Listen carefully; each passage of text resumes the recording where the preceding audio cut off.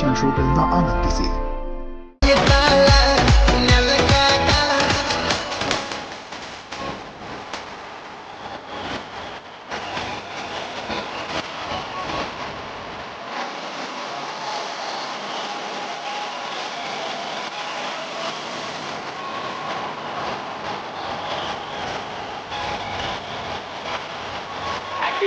ಹಳ್ಳಿ ಪೌರ ಬರ್ದೇನೆ ಹಳ್ಳಿ ಪೌರ ಗೆದ್ದಿರಷ್ಟು ಖುಷಿ ಆಗ್ತಿದೆ. ಯಾಕೆ ಹೇಳಿ, ಇವತ್ತು ನನ್ನ ಮದುವೆ ಫಿಕ್ಸ್ ಆಗಿದೆ. ಯಾವಾಗ ಮದುವೆ ಆಗ್ತೀನೋ, ಯಾವಾಗ ಫಸ್ಟ್ ಡೇಟ್ ಆಗುತ್ತೋ. ಆಕ್ಚುಲಿ ನಾನು ಮದುವೆ ಆಗೋದಕ್ಕೆ ಇವತ್ತೇ ಕರೆಕ್ಟ್ ಡೇಟು, ಆದ್ರೆ ಏನಂತ ಕಾಸಿಲ್ಲ. ಅದಕ್ಕೆ ನೆಕ್ಸ್ಟ್ ಮಂತ್ ಮದುವೆ ಆಗೋಣ ಅಂತ ಡಿಸೈಡ್ ಮಾಡಿದ್ದೀನಿ. ಮನ್ಮತ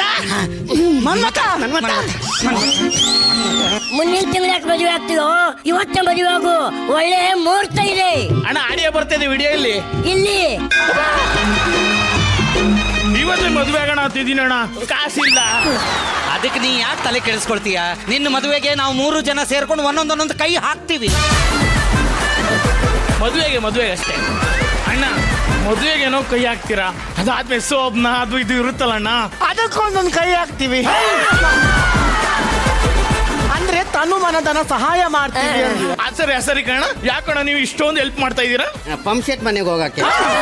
ಅಂದ್ರೆ ನಿನಗೆ ಗೊತ್ತಲ್ಲ ಮನ್ಮತ, ನಮ್ಮೂರಿಗೆ ಮಳೆ ಬರಲಾರ್ದೆ 10 ವರ್ಷ ಆಯ್ತು. ಅದಕ್ಕೆ ನೀನು ಮದುವೆ ಮಾಡಿಸಿ ಪ್ರಸ್ತಾವ ಮಾಡಿಸಿದ್ವು ಅಂದ್ರೆ ಮಳೆ ಬರುತ್ತೆ ಅಂತ ಮಂತ್ರವಾದಿಗಳು ಹೇಳಿದ್ದಾರೆ. ನಂಗೆ ಆಕ್ಚುಲಿ ಮದುವೆ ಯಾಕೆ ಇಷ್ಟ ಇಲ್ಲ.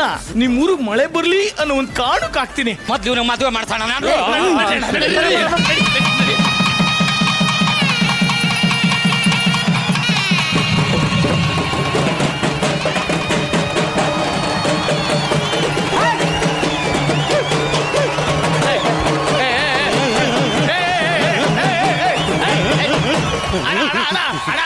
ಏನಣ್ಣ ತಮಟೆ ಗಿಮಟೆ ಎಲ್ಲ ಹೊಡಿಸ್ತಾ ಇದ್ದೀರಾ? ಇವತ್ತು ನಾನು ಮದುವೆ ಅನ್ಕೊಂಡಿದ್ದೀರಾ, ಜಾತ್ರೆ ಅನ್ಕೊಂಡಿದ್ದೀರಾ? ಅಣ್ಣ ನೀನು ಮದುವೆಗೆ ಇವತ್ತೇ ಪ್ರಸ್ತಾವ, ನಮ್ಮೂರ್ಗೆ ಅದೇ ಜಾತ್ರೆ.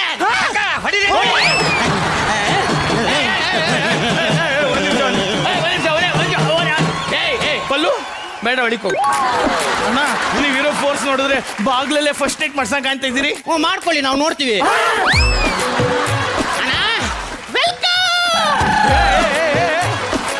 ಏನ್ರು ನನ್ ಮದುವೆ ಅನ್ಕೊಂಡ್ರು, ಬನ್ಸಂಕ್ರಿ ಜಾತ್ರೆ ಅನ್ಕೊಂಡ್ರು. ನಿಮ್ ಪುಣ್ಯಕ್ಕೆ ಟಿಕೆಟ್ ಇಟ್ಟಿಲ್ಲ.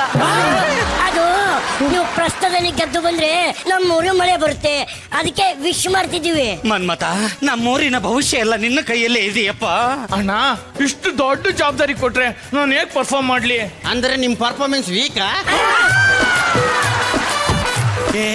ಯಾಕೆ ಅಣ್ಣನಿಗೆ ಸುಸ್ತು ಮಾಡ್ತೀರಾ?